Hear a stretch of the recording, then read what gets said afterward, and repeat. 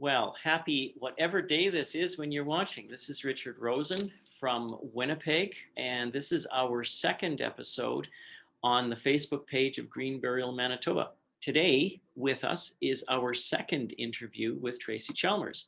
The goal of Green Burial Manitoba is to bring education and awareness for creating environmentally sustainable end-of-life practices. This is a place to share ideas, events, and resources. We hope that this will help you make the best choices that you can. Green Burial Manitoba is connected to the Green Burial Society of Canada. And for those of you who are interested and not aware of what Green Burial is, I'll tell you what it isn't. It isn't a new idea. It's not a cost-driven and budget-based choice. It's not a fringe fad for environmentalists. It's not a poor use of land. And where you think that cremation is greener than a burial. There's no embalming. So that completely eliminates a chemical infringement into our lands. And it's also not akin to doing nothing. But green burial is historically how families have been dealing with their deceased for millennia.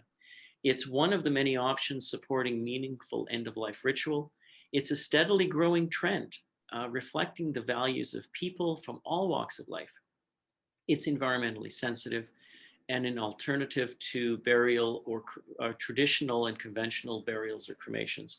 But it's also really the most important is a deliberate set of choices that we make founded on the 5 principles of green burial. We're fortunate in Canada that we've got 10 green burial cemeteries that stretch right across from BC to Nova Scotia.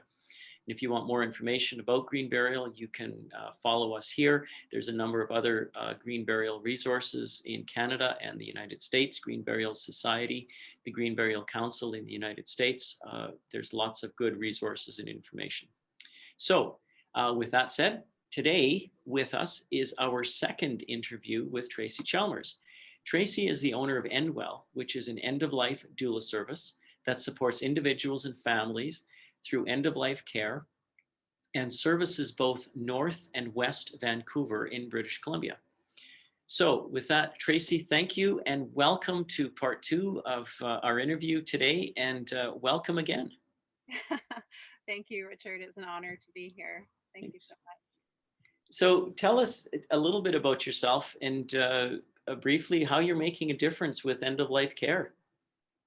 Okay, sure. Yeah, as you mentioned, I am an end-of-life doula, and I also work to train people who wish to become end-of-life doulas through the Douglas College End-of-Life Doula program that I offer here in BC, but it is in fact offered all across the country.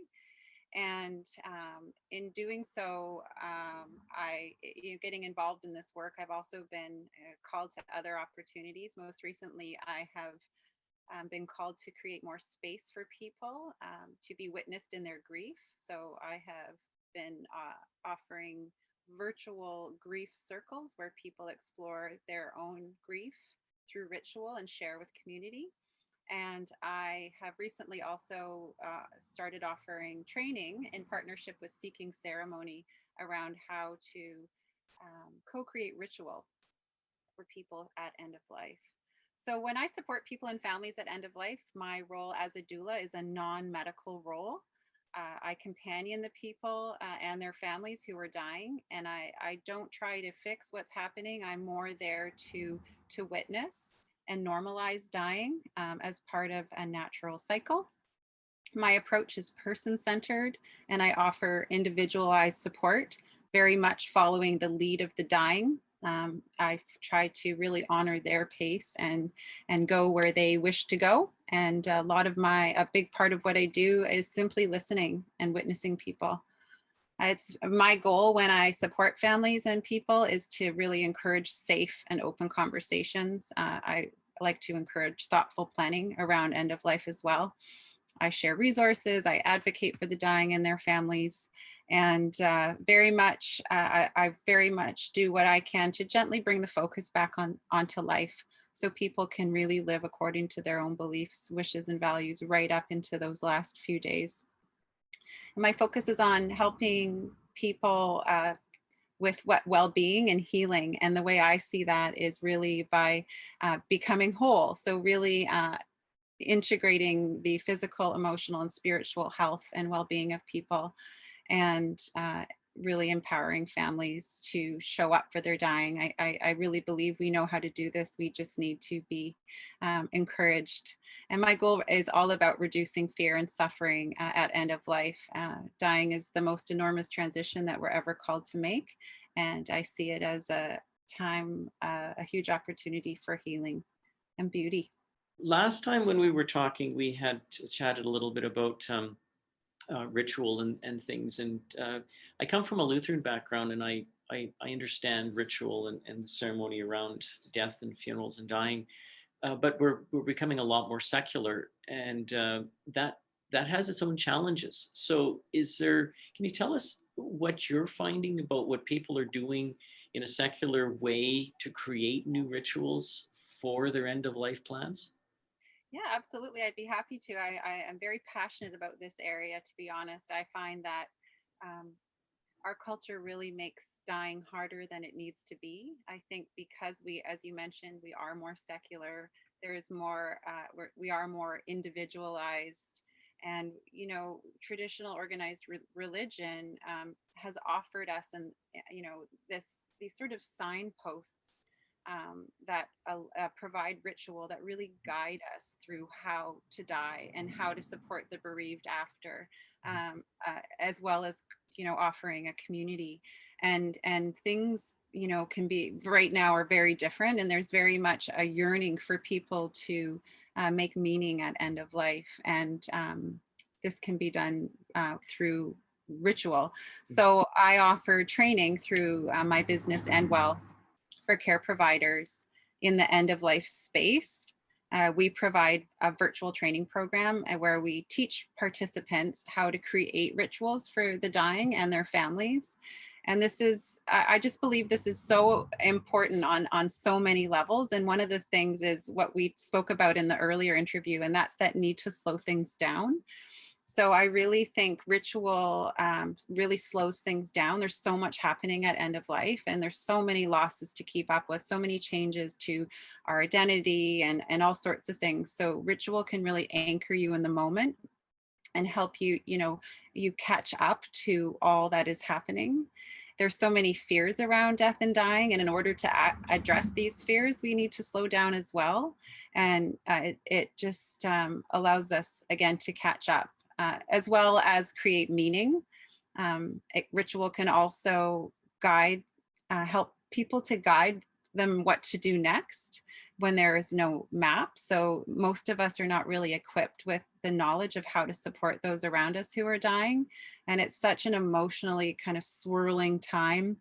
And just even co-creating a simple ritual for families can really help people know what to do next when they don't know what to do. And this can provide a sense of comfort and control when there is very little. Ritual really helps to connect our souls to the rest of ourselves. That's a part that we don't usually talk about much, but it can be very helpful to be integrated in that way, and really can help ground us and center us as caregivers to the dying and for the dying as well. So, you asked, well, how do we do this? And I think a lot of people are intimidated by the language. I think to get really clear on what ritual is, and it's simply action with intention. And so really, I look at it as, again, listening. So centering on the person and on the family, finding first where the support is needed, and then how the support could be offered in the most meaningful way. So really drawing on things that are meaningful to the family and co-creating simple ritual that really helps to do all the things that I just mentioned. And it doesn't have to be complicated. You don't need to be an expert in ritual. Simply thinking of maybe a song, holding hands, reading a special text. It's just that idea of action with intention can be very powerful, very supportive. That makes perfect sense. And our lives are filled with change. And this is one of the biggest ones. And I think all of us now going through all of the the challenges with the pandemic, we're finding all of the usual traditional ritual things that we do have changed. You know, how do we celebrate Christmas and all of these milestones and mileposts? We've had to adjust and adapt, and we're a lot more adaptable than we think we are. And I think that's the most important part, that but we've just forgotten, and to stop and think and have somebody to guide them and take them by the hand. I think that's really the important part. You mentioned one thing that you just touched on. I want to go to take you to is about control, like family having some control and being able to do things, and that leads into, you know, the funeral industry is really taken a family by the hand and slowly taken things away, then just say, well, we'll take care of that. We'll take care of that. And then they just present an invoice at the end and say, well, this is what we did. But I think families need to understand that with a lot of the way that end of life care is, it also means that you have more control doing things, and not necessarily without the funeral home, but in conjunction with the funeral home. So can you tell us a little bit how families can be a lot more involved with their deceased person, or even in the planning in advance of what they're doing for end of life care? Yeah, well, the first thing that comes to mind, especially in relation to what you do, Richard, is the idea of having families more involved in after death care. This to me is just such a huge opportunity, and something I know not everyone is comfortable with, and I completely honor that. But I think it's really important that people are aware of their options and of what is legal and quote unquote normal. You know, and going back to what we were talking about, this sort of secularization of our culture, you know, virtually every religious tradition, with the exception of Christianity's, has very specific instructions and rituals around the physical care of a person's body after they die. And most of these customs involve the washing, simple washing of a body. That's seen as sort of purifying the body into preparing it for this transition into the afterlife. But because we have, you know, this taboo and this distancing about death and this distancing from death, you know, it's not always easy to introduce this idea of caring for the body with people I'm working with. But I do feel like it's hugely important, and I would absolutely love to see this grow, and working with people like yourselves, not again taking from anything that's already existing, but you know, you have the ability to transport bodies, to cool bodies, to advise people on the care of bodies. You know, we could work together in partnership, and I could serve the role of providing ritual and guiding the family to respectfully wash a body. And just to be clear, doulas can't wash a body; it's against the law. But you know, giving guidance to the family on how to do this is as part of my role. And I just think that in all the cases that I have seen families take a more active role in body care, it has just been deeply healing and deeply beautiful. It allows the family to be with each other after the busyness and the stress of, you know, all the medical decisions and the fear and the anxiety of this approaching death.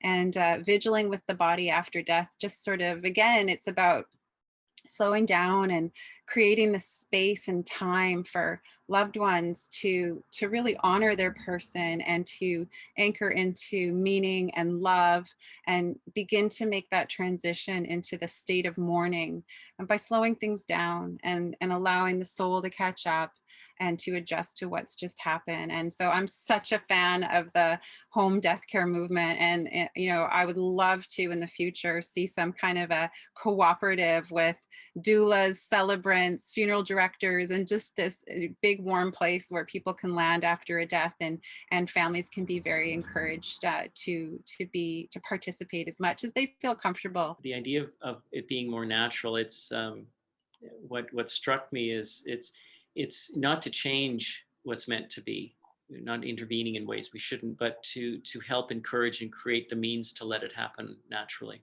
Yes. Really, maybe I'll trademark that. But that's, I think that's the way it should be. You know, it makes sense. So you as a doula and an end of life caregiver and supporting in various ways. You've mentioned Douglas College and your role there. Some people are born to help. That's their DNA. That's they're wired to help and support people. But tell us a little bit about the whole educational side. So how does the college work, and how does that whole process work to be able to get doulas out into the community to support people? Sure, yeah. So Douglas College, as I mentioned, offers a doula course across the country. It's now being done virtually due to the pandemic, and it's a 32-hour course. So it really looks at, end of life care, palliative care, hospice care. Then it takes a deep dive into communication, how to talk to people who are dying, support families. This concept of holding space. We look at cultural differences, religious differences. We also examine our own personal grief. That's really important for people um, to understand their own myths and stories around death and grief, so that they can become clear, so that they can support people in a healthy way. We also talk about the funeral industry. We learn about disposition options. And the last part of the course is about how to start your own doula business. After the course is done, it's a crash course. People feel very overloaded, I think, in a good way, very inspired and ready to get out there and start making change. And the End of Life Doula Association of Canada is a great place to land. We're trying to create a center of excellence for the doula profession. So after that, if people have independently, like how do I say this? If the curriculum, if they attend a school in which the curriculum has been reviewed by an independent advisory board, they can then sign off on the scope of practice of the end of life doula work. They can get 40 hours of volunteer experience and a criminal record check submitted, and then the End of Life Doula Association vets doulas that can then be listed on the website. So sort of, I think it's a nice marriage of coming out of the school and then having the association to go to as a place that just sets a certain standard for the practice, because it's completely unregulated. So so we're just working at trying to create a good standard so that we can be accepted by the palliative care team and seen as as a part of the team. Yeah, like a wholesome, legitimate part of a part of the caregiving community. Yeah. Yeah, yeah. Do you see any day down the road where legislation could be like, where you could help create legislation for doulas? Yeah, we're working on it. We're right now in the research phase of that and really working hard at changing policy, and so stay tuned. Hmm. Yeah. Yeah. Richard, I have a little, you've been so graciously asking me questions. A little finch, actually named Nicola, told me that you are an avid wood turner. Yeah. Yeah. Uh, is that, and she also mentioned that some of your pens have landed on the desks of folks in some pretty high places. So Yeah. I've been encouraged to turn the table, pun intended. Yeah, pun intended. Yeah. Well, here's one. It's a simple little burl pen that I made. I wanted a bit of a hobby, just to unwind a bit, and I came to pen turning. And for those of you who are aware about Lee Valley Tools here in Canada, they offer courses when we could meet. But so I took a course, and I took up pen turning, and I showed some pens off to my boss, and he gave one to somebody in government who was responsible for protocol, and he had me come and see him, and I started making pens for the province of Manitoba as a commission. So some of my pens are in Buckingham Palace. This was when the Queen was coming. This was the year in advance. There was a whole advance team that came. So that was a gift. I've seen pictures of my pens as part of signing ceremonies for proclamations or what have you. Michael Jean has one, our former Governor General. Our present governor, Lieutenant Governor Janice Filman has one. So they're out there, and I don't promote it. Somebody knows that I make them. I donated some to Winnipeg Jazz Orchestra, our local community-based band, big band that I'm on the board for. So I donated a bunch for them to sell. So it's fun. It's a fun thing to do. So it keeps me out of mischief at least. And so yeah, thanks for asking. Yeah. Yeah, it's amazing. And I also just have to acknowledge, Richard, what you do, because I understand that funeral directors are so busy, and I deeply honor the work that you do. A funeral director friend of mine, Emily Boodle, Mm-hmm. shared with me just last week that your job is often as well felt as a calling, and that you work all the time, and in most cases at the worst times in people's lives. Yeah. And I understand, like most, yours isn't a perfect industry. But my belief is that people that come into your business almost always come from that place of service. And thank you so much for all that you do, and for having me and encouraging this conversation, because I really think this care gap between the healthcare system and the death care system is really the answer. Mm-hmm. I think if we can have relationships like ours, with those on the other side, it'll be fundamental to changing the culture around death care here in Canada. Yeah, and I think uh, the important part that the local green burial societies and community death care Facebook groups and End of Life Doula Association, and of course I'm on following on Facebook with all of them. It's really a place to be able to gather and meet people, to share ideas, to be encouraged and inspired, to understand the challenges that we all face, and it's really important. And I think the more of us in the funeral industry that start to embrace what is going on and taking the time of, you're right, Emily's right, we are busy, but we need to slow down, and we need to understand that this is about people, and we're all neighbors, and we have to help each other. And it's not just about what the manager says we've got to do today or whatever. It's about caring for that family before we need to have the funeral, when they're doing the pre-planning. So you're right. And so these are good opportunities for all of us, I think. So I'm looking forward to more interviews. Maybe you'll have some new stuff to tell us. Maybe you'll have some other questions for me. I don't know. But it's good that a little finch had a little bird had told you. So thanks, Nicole. I appreciate that. So. Well, thank you, Tracy. I appreciate this again today. This was wonderful, and it was fun. It's fun to interview you. I appreciate this, and thanks for telling me that it's nice and sunny in BC and it's cloudy and cold in Winnipeg, but that's okay. So with that, Tracy, thanks. And this is from Winnipeg. This is Richard Rosen, thanking everyone for joining us here today. We'll put up the links to the End of Life Doula Association of Canada and to Tracy's page, and also the webpage for Green Burial Society of Canada. So with that, this is Richard Rosen, thanking you once again. We appreciate your comments, calls, letters, whatever other means you want to communicate with us. Thank you very much. Signing off.